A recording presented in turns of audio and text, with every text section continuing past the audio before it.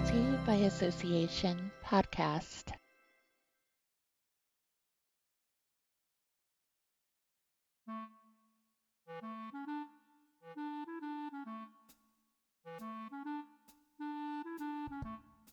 Grab your coffee, tea, or me and settle in.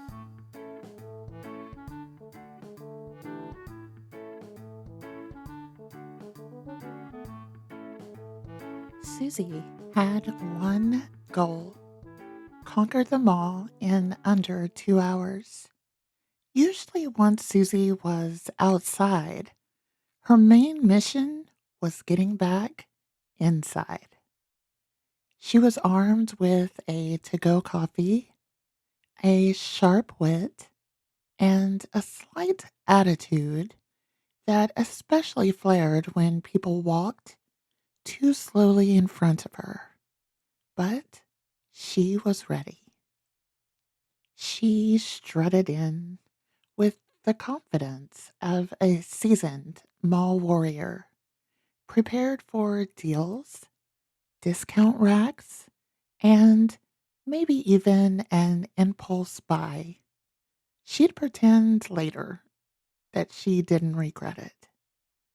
But as soon as she scanned the atrium, she immediately saw the obstacles: flustered parents, wrangling toddlers, chaotic sell signs, and her personal nemesis, free sample pushers swarming around their kiosks.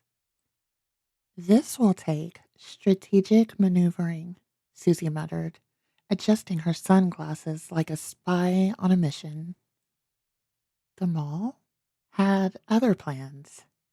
First, an over enthusiastic sales associate at a makeup kiosk intercepted her. Would you like to try our latest? Susie hit them with the look, half amusement, half warning. If this foundation doesn't automatically give me 8 hours of sleep and make me look 10 pounds lighter, I'm not interested. After barely escaping, she dived into one of her favorite stores: bubble baths, body lotions, and beyond. All of the scents and the ambiance of the store was simply exquisite. Then she faced her next challenge: a rogue shopping cart abandoned in the middle of the store's aisle. One wrong step, and she'd knock over a strategically stacked tower of scented candles. Through sheer agility, she avoided disaster, leaving that store and finding herself in the sanctuary of a quaint boutique. She found so many cute things to try on and was ready for an impromptu photo shoot, only to discover a horror worse than the abandoned cart: a fitting room line so long it made waiting at the DMV seem like a flash. Why must I suffer? She whispered dramatically. Just as she was about to accept defeat, a deal so good it demanded respect caught her eye: the perfect jacket. Normally way out of her budget, it was marked down to an absurdly low price. Susie lunged for it, only for another shopper to grab the opposite sleeve. Their eyes locked. The mall was no longer just a retail space, it was a battleground. Listen, Susie said, voice laced with determination.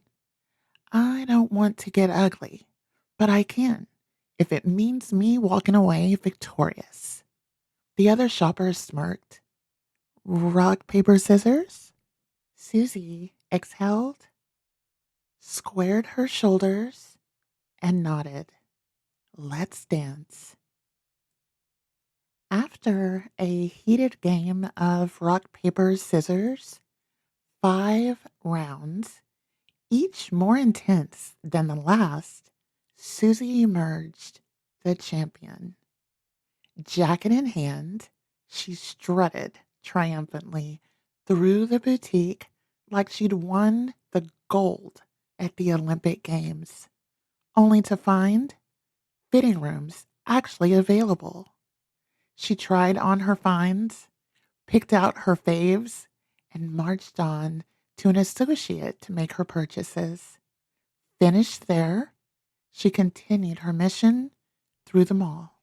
She managed to snag a few last minute finds, narrowly avoiding a second attack from a kiosk worker, and then made her great escape for the parking garage.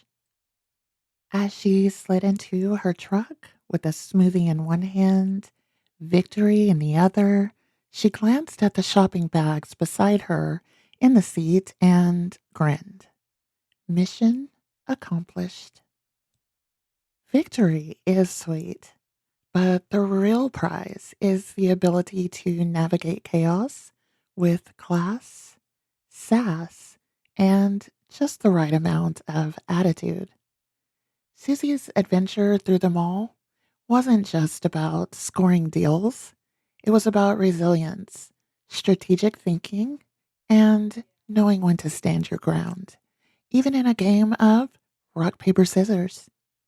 Life, much like a crowded shopping center, throws obstacles your way, but if you tackle them with humor and confidence, you'll always come out on top, or at the very least, with a great jacket.